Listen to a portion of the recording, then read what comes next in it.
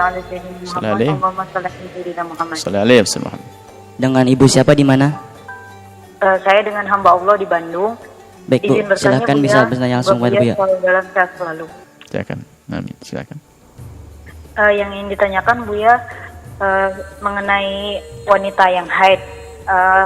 Wanita yang haid kan ada beberapa yang kalau saya dengar dari kajian Buya itu, misalkan contohnya tidak membaca Al-Quran dan tidak memegang mushaf. Nah, yang ingin saya tanyakan, bagaimana dengan ibadah yang sebenarnya tiap waktu selalu dia rutinkan gitu Bu ya. Contohnya ketika sedang haid, sebelum haid, beliau itu selalu mengerjakan, misalkan membaca surat Al-Waqiah di tiap pagi atau surat Al-Kahfi di tiap Jumat. Nah, untuk ketika saat dia haid, apakah boleh hukumnya membaca ibadah yang rutin tersebut seperti itu Bu ya? Mohon jawabannya Bu ya. Jazakallahu khair. Masya Allah, makasih. Baik. Assalamualaikum warahmatullahi wabarakatuh. Waalaikumsalam warahmatullahi wabarakatuh. Jadi, selagi kita masih bisa berpegang dengan madhab kita Imam Asy-Syafi'i, ini termasuk adab kepada ulama kita, ya kita pegangi madhab Imam Syafi'i. Dan tidak perlu kita mengambil yang lainnya kecuali dalam keadaan-keadaan tertentu. Misalnya masalah membaca Al-Quran di sini. Di dalam madhab Imam Syafi'i, tidak boleh seorang wanita haid membaca Al-Quran hingga keluar suara dari bibirnya, dari lidahnya. Bukan madhab Imam Syafi'i, madhab Syafi'i, Hambali dan Hanafi. Seorang wanita yang haid tidak boleh membaca Al-Quran, niat membaca Al-Quran, bukan untuk tahassun, bukan untuk menjaga diri seperti baca Falaq bin Nas, Qul a'udzu falaq, Qul a'udzu bin Nas, untuk menjauhkan daripada gangguan-gangguan yang tidak bisa dilihat. Bukan itu. Baca Al-Quran tidak boleh dalam madhab Imam Syafi'i dan jumhur. Selagi masih bisa, hendaknya kita patuhi ini semuanya. Yang pernah kami sampaikan di dalam madhab Imam Malik, boleh wanita haid membaca Al-Quran.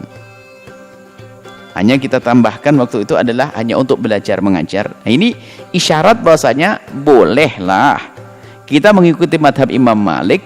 Ada tujuan, misalnya wanita yang punya hafalan takut hilang hafalannya, haidnya lama-lama amat, ambil madhab Malik, gak usah ragu dalam hal ini.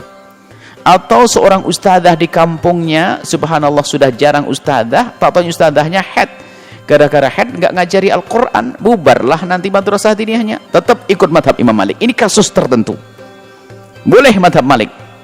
Kalau anda Maliki sesungguhnya, Malikiyah sesungguhnya bebas, tapi kita mengambil madhab lain karena kita madhab Syafi'i. Berarti harus ada aturan-aturannya. Nah, bagaimana baca surat Al-Waqiah dan sebagainya? Karena anda adalah Syafi'iyah, ikut ulama madhab Syafi'i, maka selagi anda bisa, ya tidak perlu membaca surat Al-Waqiah.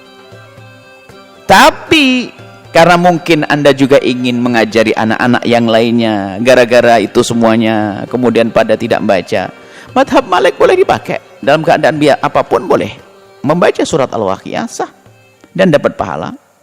Seperti itu.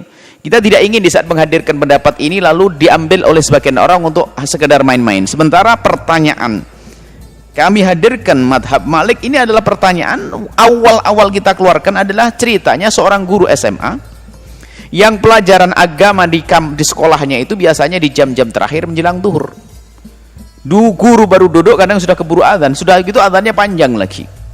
Ngajar Al-Quran, banyak siswi-siswi itu di saat disuruh baca Al-Quran selalu bilang alasannya apa? Haid. Kalau sudah haid gimana lagi? Gak bisa dilihat. Ya sudah, karena haid ya bablas, gak usah baca Al-Quran. 3 tahun haid terus kayaknya dia. Sehingga seluruh SMA gak benar. Akhirnya apa? Tidak. Kasih madhab Malik. Al-amila madhab Allah. Orang awam ikut madhab ustadz yang ngajari.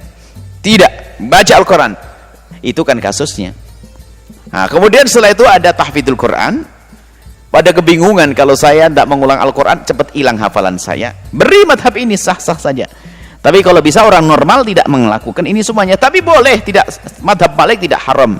Penanya yang solehah, boleh kalau seandainya anda ingin mengajari anak-anak anda di rumah, keluarga anda untuk istiqomah dalam hal ini, anda baca surat Al-Waqiah menurut madhab Imam Malik adalah dibenarkan. Tentunya mengamalkan ini bukan untuk sombong-sombongan lalu merendahkan orang. Nggak apa-apa nih madhab Malik, ente ini nggak punya ilmu. Bukan untuk merendahkan, tapi untuk mencapai kemuliaan. Maka akan salah kalau belajar ilmu perbandingan madhab lalu hanya untuk sombong-sombongan. Jadi boleh kalau anda ingin melakukan, apalagi untuk mendidik anak-anak anda, boleh lakukan itu semuanya mengikuti madhabnya Imam Malik rahimahullah ta'ala. Wallahu a'lam bishawab. Setelah anda menyaksikan video ini, jangan lupa berselawat kepada baginda Nabi Muhammad sallallahu alaihi wa alihi wa sahbihi wasallam.